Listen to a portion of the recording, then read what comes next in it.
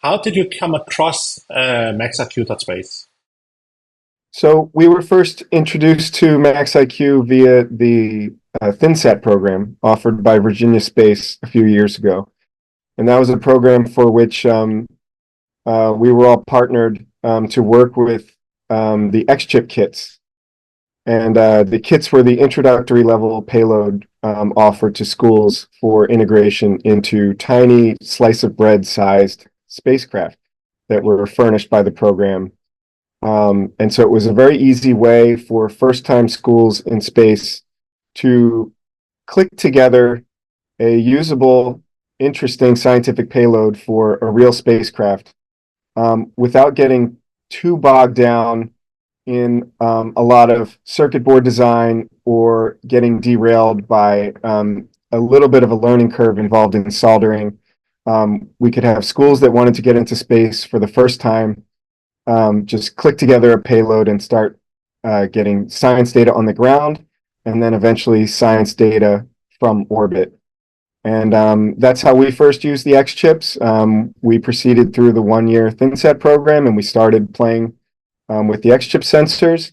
And then we moved on from there to some more custom or customizable options that MaxIQ offers. And then even our history as we've moved on even further and done even more custom designs for our small sat nanosatellite CubeSat program. And so the xChips were really sort of like a first step up into the nanosatellite world to start designing payload and subsystems. So you've been using the technology since 2017, I believe. Yep. And how are you utilizing it? I mean, you're a university, and we kind of like did this thing here for high schools. So what makes it special for Princeton University? There's two things that are a good fit for Princeton's program. The one is our nanosatellite program is currently primarily mechanical engineers. It's offered out of our mechanical and aerospace engineering department, and we primarily enroll mechanical engineers. And our mechanical engineers want to work on mechanics.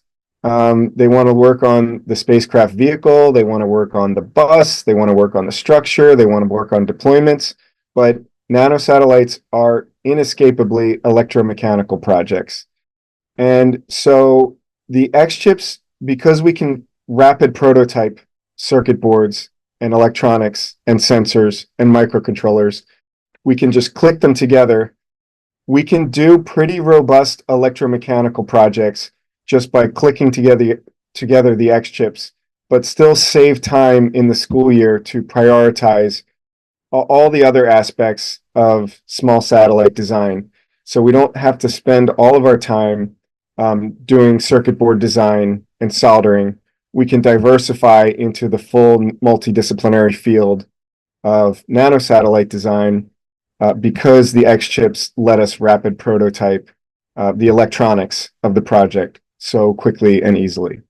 The other piece of it that I think is magical about the xChip ecosystem and the MaxIQ ecosystem is there's a lot of electronics and STEM CubeSat kits around.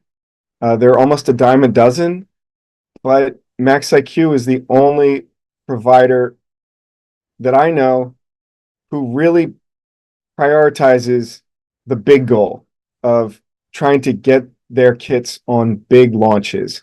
So MaxIQ offers just the standard small scale high altitude balloon launches that everybody's doing as a nice, interesting launch proxy for schools that want to do some kind of launch in their curriculum, but they try to go bigger. So they offer the small high altitude balloon launches, but they also offer they also offer large NASA scale balloon launches integrated and offered within their curriculum packages. And then they go even bigger. They offer true orbital operation of the kits via the ThinSat program. And now we're offering a ride of the kits to the ISS with a real SpaceX launch to a real orbital mission on the ISS. They offer integration into their kits and curriculum of suborbital rocket launches. So they're just going bigger with bigger launch ambitions than any other STEM nanosatellite kit that I'm aware of.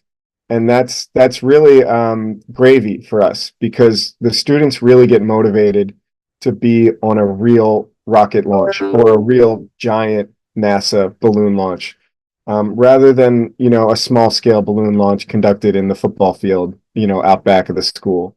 So it's really motivational to the students and towards their learning experience to know that there is a big deal launch at the end of the school year. So where do you hope this ISA program goes?